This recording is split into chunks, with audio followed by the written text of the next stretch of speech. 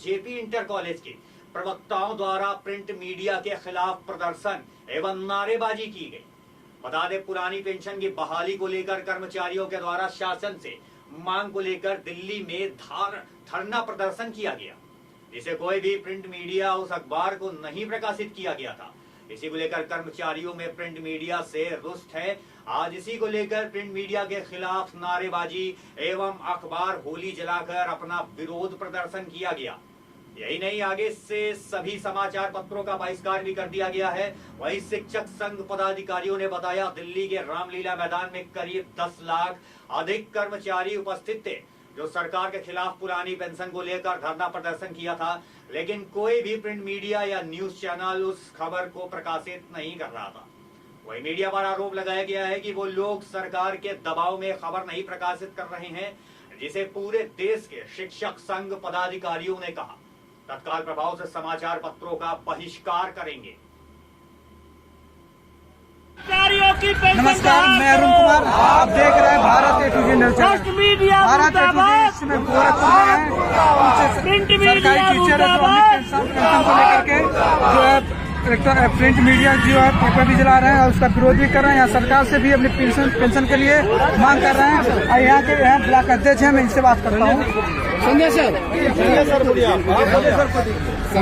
शुभ नाम आपका? संतोष कुमार शर्मा जी, ये इंटर कॉलेज कैंपियरगंज। आप द्वारा कैसा विरोध किया जा रहा है? ये विरोध इसलिए किया जा रहा है कि रामलीला मैदान में 1 तारीख को पुरानी पेंशन बहाली के लिए विशाल धरना प्रदर्शन था। उसमें 10 लाख से ऊपर लोग इकट्ठा थे और रामलीला मैदान के आसपास लाल किला या राजघाट ये सब जगह गली गली भरा हुआ था, लेकिन किसी पेपर में वो दिखाई नहीं दिया कि उस न्यूज को दिखाया जाए। जबकि छोटी छोटी घटनाएं, चोरी छिनैती की घटनाएं प्रचारित इतनी की जाती है, उस पर प्रिंट मीडिया से लेके आपकी मास मीडिया भी घंटों उस पर समय बिताती है। लेकिन इस इतनी बड़ी खबर को, जिसमें पूरे देश से कर्मचारी इकट्ठा हुए थे, कई लोग अपने बीवी बच्चों के साथ इकट्ठा थे क्योंकि उनका भविष्य अधर में लटक रहा है। जब वो पूरा अपना जिंदगी सरकार की सेवा में, सरकारी सेवाओं में लगा रहे हैं, बुढ़ापे में उनका पेंशन छीना जा रहा है। वहीं सभी नेता अपनी अपनी पेंशन ले रहे हैं और हम लोगों का पेंशन, पुरानी पेंशन खत्म करके और हम लोगों की नई पेंशन योजना लागू है। नई पेंशन योजना में हम लोग अपना अंशदान भी दे रहे हैं और हमको क्या मिलेगा, हमारा ही दिया हुआ वापस मिलेगा कि नहीं, इस बात की भी गारंटी नहीं है। हम लोग इसके विरोध में धरना प्रदर्शन लगातार कर रहे हैं। विशाल रैली पुरानी पेंशन योजना बहाल करने के लिए लागू जो की गई थी और 10 लाख की भीड़ भी मीडिया की आंखों में कहीं नहीं आया, मीडिया को दिखाई नहीं दिया। इसलिए हम लोग अब मीडिया का भी विरोध कर रहे हैं कि ये किसी सरकार के पक्ष में या सरकार के दबाव में कर रहा है, उसको भी होश में आना चाहिए। हम लोग ये पेपर ही सिर्फ नहीं जला रहे हैं, बल्कि पेपर का बहिष्कार भी कर रहे हैं। आज से हम लोग कोई भी पेपर नहीं खरीद रहे हैं विरोध दिखाने के लिए।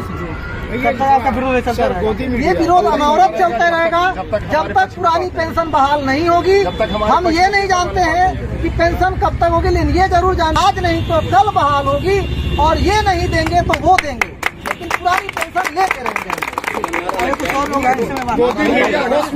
मीडिया भाइयों को सादर नमन है कि देश के ज्वलंत मुद्दे, जो सभी देश के कर्मचारी हैं, इतिहास गवाह है कि स्वतंत्रता के उपरांत पूरी दिल्ली में प्रथम बार और प्रथम प्रयास में ही अपने स्वविवेक से, अपने निजी खर्चे से लाखों करोड़ों, दिल्ली की कोई सड़क, कोई गली बाकी नहीं थी कि जहां ये कर्मचारी लोग उपस्थित नहीं थे। मैदानों में सरकारी व्यवस्था के लोगों ने टैंकर से पानी भरवा दिया।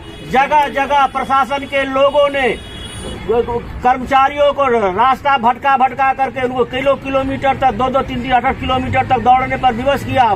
महिलाएं थी अपने बच्चों को गोदी में लेकर के इधर उधर भटक रही थी। यह इस प्रकार की हुकूमत, ब्रितानी हुकूमत की याद दिलाती है और ये इसी प्रकार से अगर ये निरंकुश होते रहे और निरंकुशता का परिचय देते रहे तो यह जनता और यह कर्मचारी लोग अगर ब्रितानी हुकूमत को भगा सकते हैं तो ब्रितानी हुकूमत जैसी बात को याद दिला करके, जैसे कि दिल्ली में जो कर्मचारियों के साथ इन्होंने नृशंसतापूर्ण व्यवहार किया, अमानवीय व्यवहार का परिचय दिया है।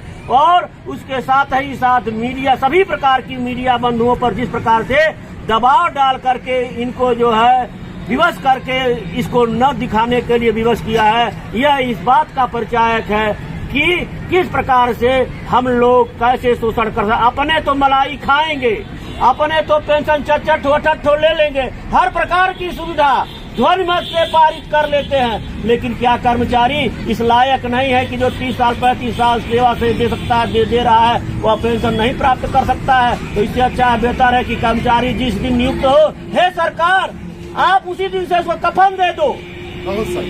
इसलिए क्योंकि क्या नाम है, रिटायर होने के बाद यह गारंटी नहीं है कि बेटा जो है कफन देगा, क्योंकि पेंशन के ही आधार पर आज इतिहास गवाह लोग देख भी रहे समाज में कि अपने परिवार का भरण पोषण, उनकी सेवा शुश्रूषा पेंशन के ही आधार पर गरीब परिवार कर ले रहा है। एक वृद्ध के सहारे, एक पेंशन के सहारे साधारण रूप में एक परिवार चल रहा है। और ऐसी स्थिति में, ऐसी दशा में पेंशन परिवार और बुढ़ापे और मध्यम वर्गीय समाज की लाठी है। इस लाठी की अवहेलना, मध्यम वर्ग की अवहेलना और एक सामान्य परिवार की अवहेलना और देश में आर्थिक साम्राज्यवाद को बढ़ावा देना, पूंजीपतियों के लिए सब कुछ है और बाकी कर्मचारियों के लिए कुछ नहीं है। मैं रहूं और मेरे बड़े अधिकारी, अभी जजों की पेंशन इन्होंने बहाल कर दिया। भाई क्यों बहाल कर दिए बोलिए? ब्यूरोक्रेट, बड़े ब्यूरोक्रेट और बड़े डेमोक्रेट है, बाकी मर जाए। इससे अच्छा भाई कफन दे दो जिस दिन नीति करना है।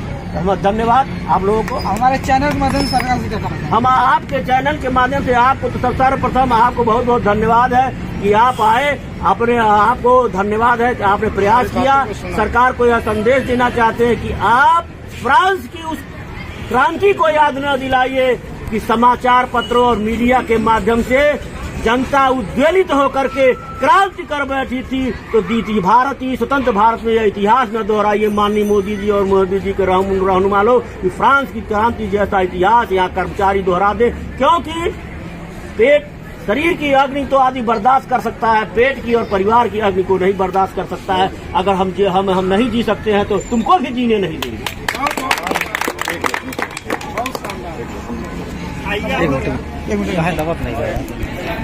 जी आप क्या कहना चाहेंगे? हम ये कहना चाहते हैं कि जब तक हमारी मांग, हमारे जो संघर्ष है उसको हमारी मीडिया या हमारे पेपर आप नहीं दिखाएंगे, तब तक हम लोग ऐसे बहिष्कार करते रहेंगे। क्योंकि हमारे जो संघर्ष को, जो रामलीला मैदान में जो संघर्ष हुआ है, लगभग 4 से 5 से 6, 7, 8 लाख की 10 लाख के लगभग जो भीड़ हुई है, उसका न मीडिया न उसको देखा और न तो सुना।